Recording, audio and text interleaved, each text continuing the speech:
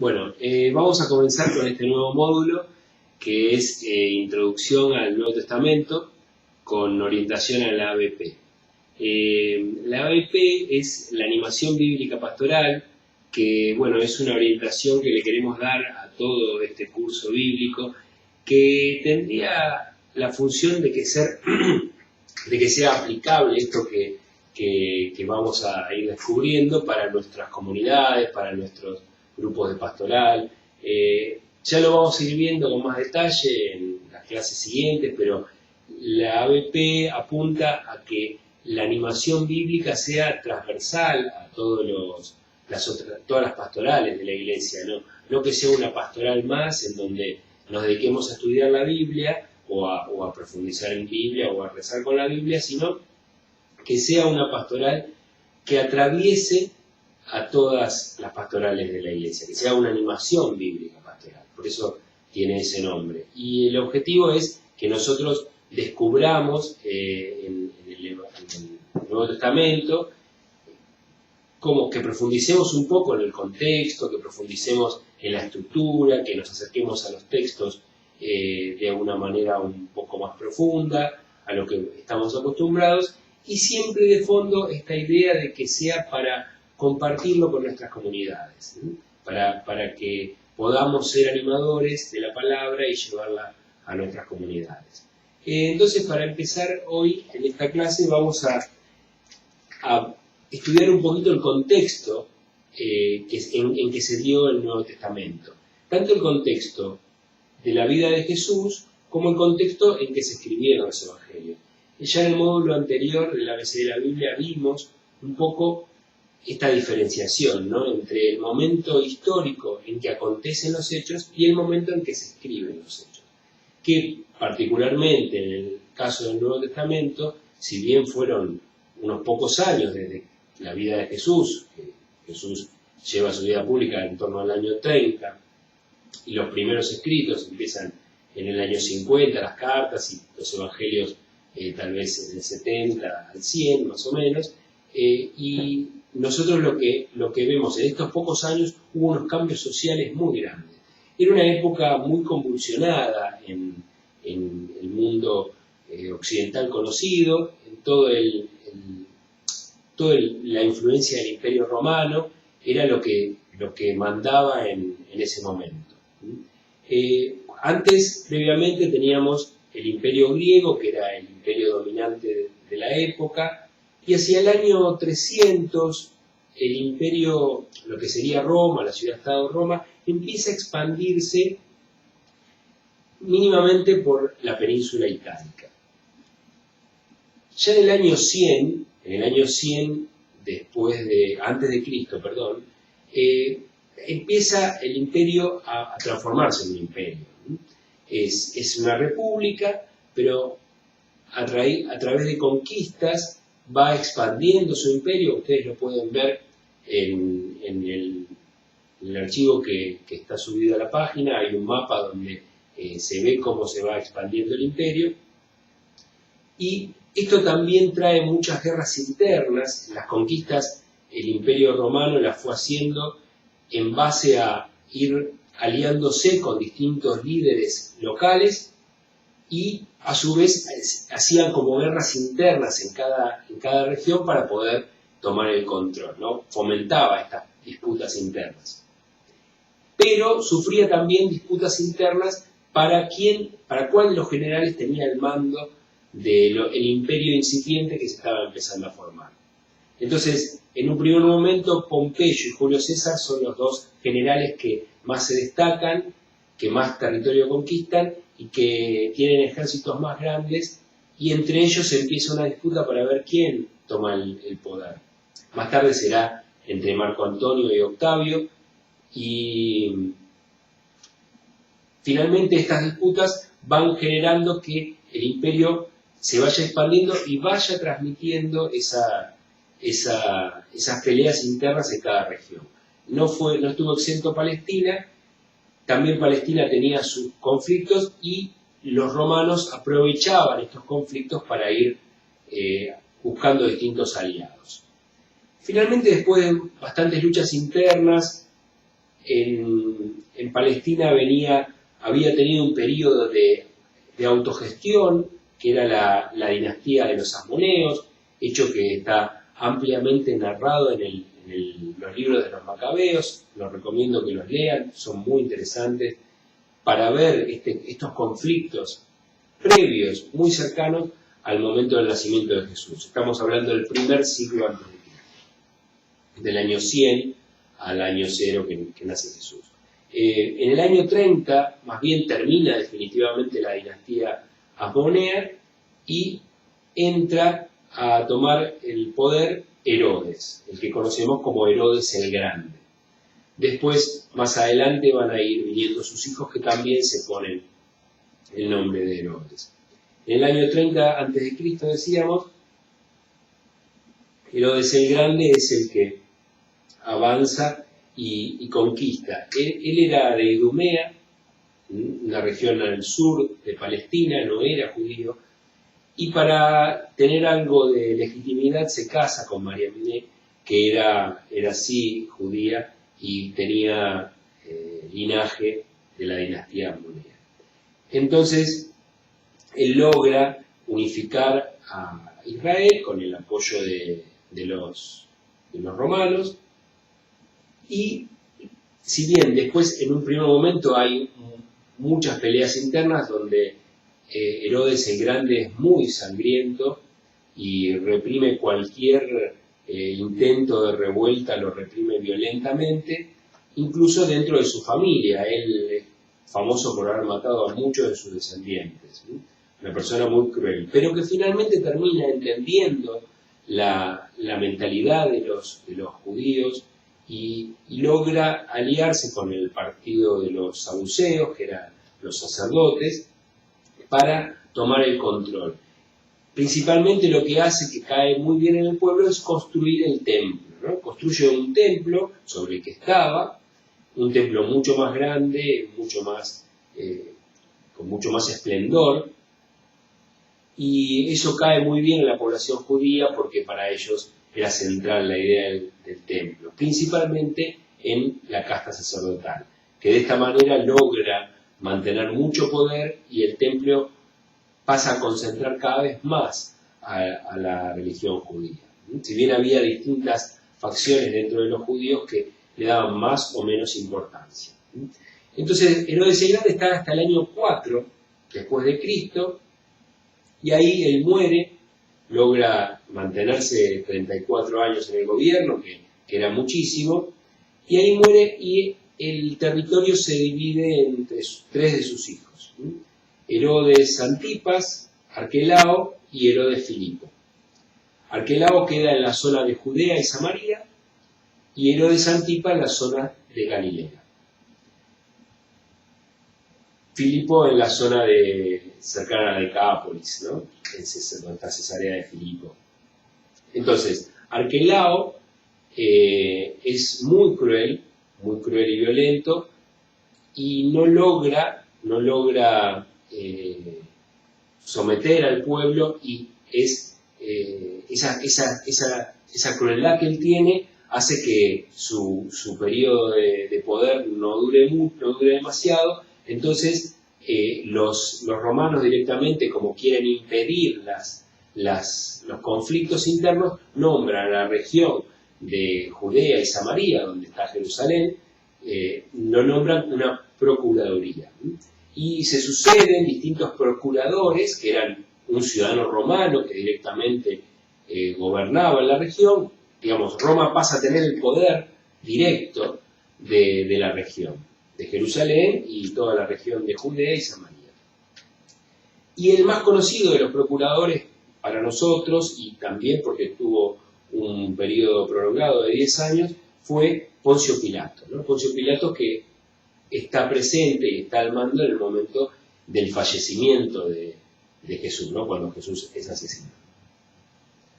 Después podemos un poco hablar de la economía de Palestina. Palestina tenía una economía bastante pobre en la región, estaba basado un poco en la agricultura, si bien la región tenía lugares bastante fértiles, como toda la zona de Galilea. no era un desierto, pero tampoco era el resto de Galilea tampoco era un vergel, ¿no? Entonces la agricultura se daba con dificultad, pero había muchas plantaciones. Hay muchos pasajes que citan esto, por eso también tiene importancia de ver el contexto, ¿no? Hay muchos pasajes del Nuevo Testamento en donde nosotros encontramos analogías de Jesús respecto a las plantaciones, a los cultivos, a las vides, a los distintos cultivos que había en el Nuevo Testamento, en la región. También estaba la pesca, muy desarrollado el tema de la pesca también en el Nuevo Testamento. Jesús compara con hechos cotidianos de la vida del pueblo, entonces vemos que se encarga de hacer analogías con estos hechos cotidianos que la gente conocía, ¿no? Y Jesús también. Y también había obra pública, sobre todo en el periodo de Herodes el Grande, donde él construye mucho, principalmente cerca de Jerusalén. Y bueno, se habla de algo de cultivo de pieles, y algunos artesanos, y un polo económico muy grande a todo el comercio referido en torno del templo. Sabemos que el pueblo de Israel tenía que viajar, los judíos tenían que viajar de distintas regiones de Palestina y del resto de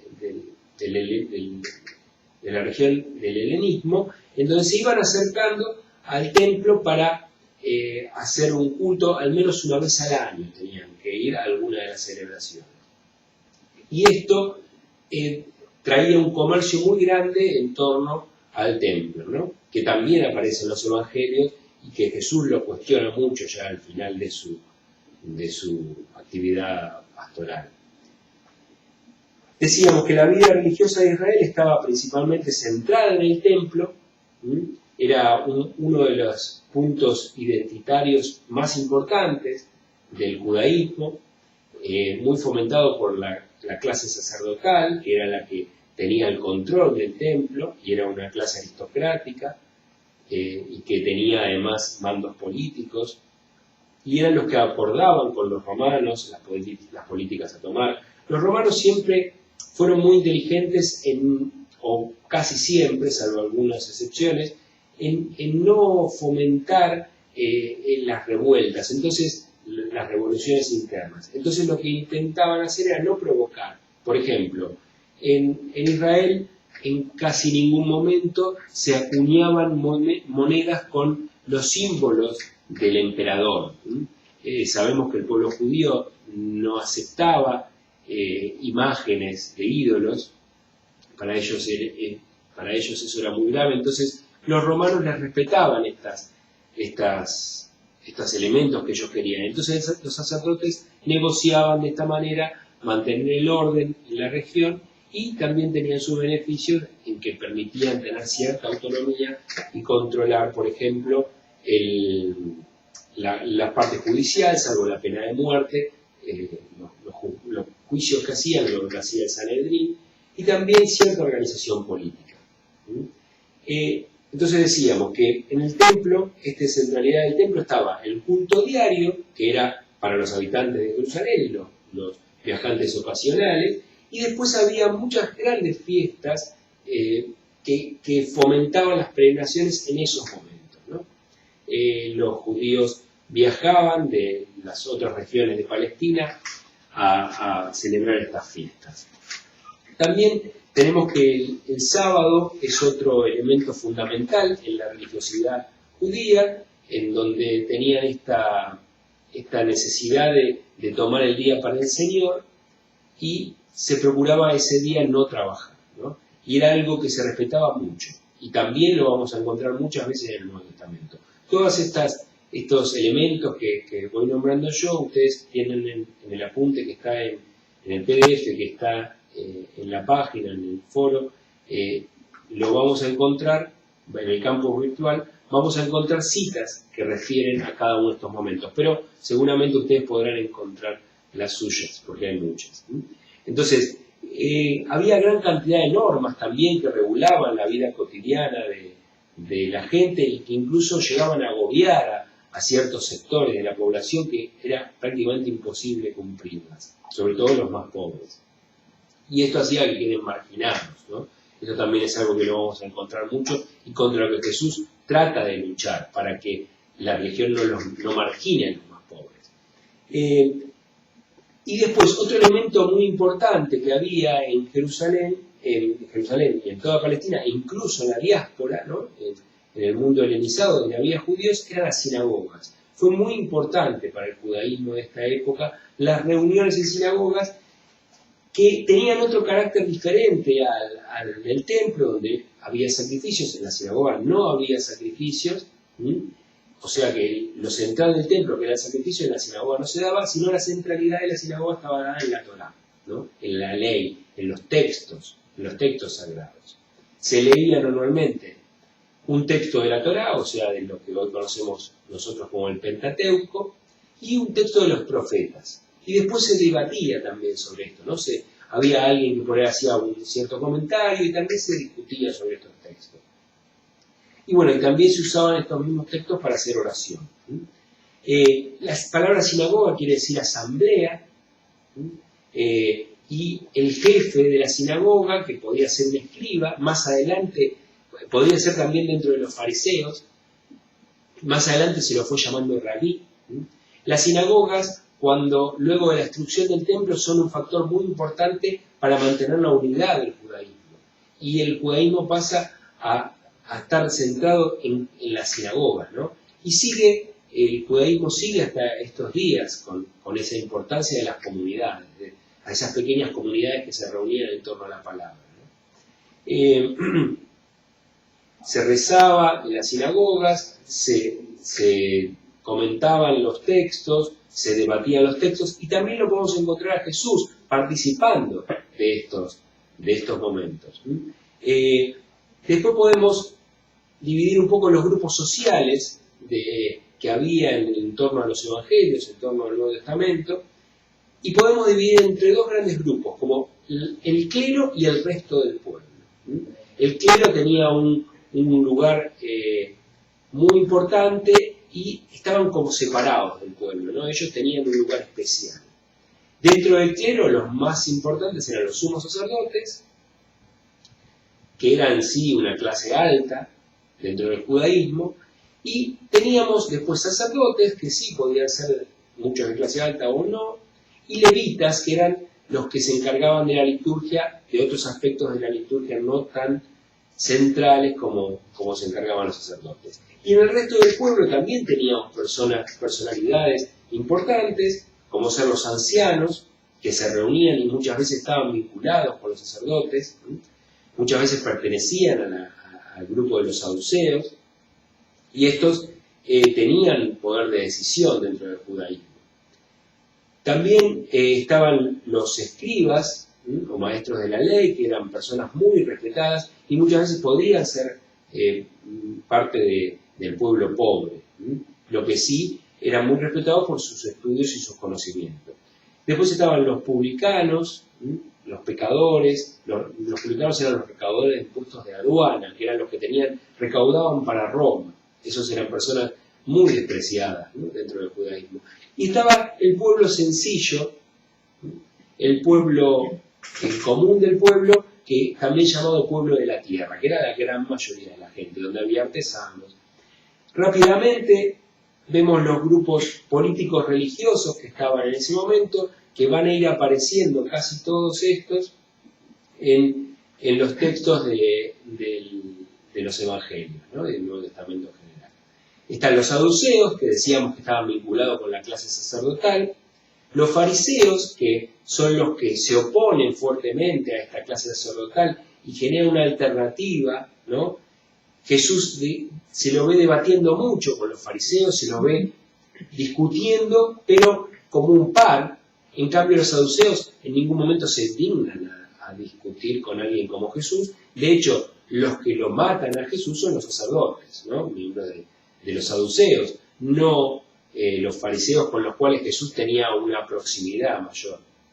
En el momento de la escritura de los evangelios, los saduceos los fariseos, perdón, estaban en disputa con los primeros cristianos, entonces por eso aparecen tantas críticas en los evangelios hacia los fariseos. Y nos queda a nosotros esa idea del fariseo tan alejado del cristianismo, porque en el momento en que se escriben los evangelios estaba esa disputa presente entre los evangelistas, porque los fariseos estaban dejando afuera a los cristianos, dejándolos afuera del judaísmo. Entonces, los cristianos hacen esta crítica y queda plasmada en los evangelios. Pero de todas maneras, Jesús se lo encuentra conversando con ellos, dialogando, discutiendo como un par. Otro grupo importante eran los celotes o celotas, que eran los que encabezaron la revolución que llevó a la destrucción de Jerusalén en el año 70, porque los romanos terminan destruyendo Jerusalén.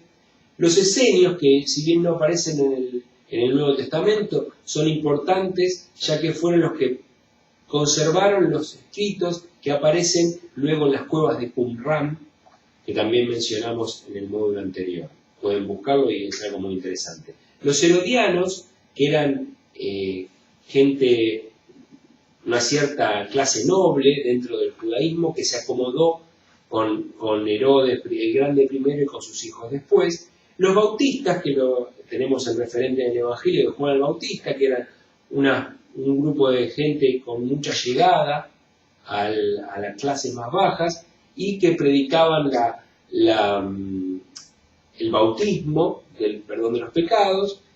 Los samaritanos, que eran un grupo de judíos, pero que tenían una disputa muy ancestral con los judíos de Jerusalén. Y después el grupo de pecadores, que eran todos los que no podían acceder a la religión, ¿no? Que no podían acceder a participar del judaísmo o porque tenían alguna enfermedad o porque tenían algún oficio que le impedía acercarse al judaísmo, o simplemente porque eran pobres y no podían acceder de esta manera a los ritos de purificación. Bueno, para profundizar tienen los textos por hoy en este video que dejamos acá. Gracias.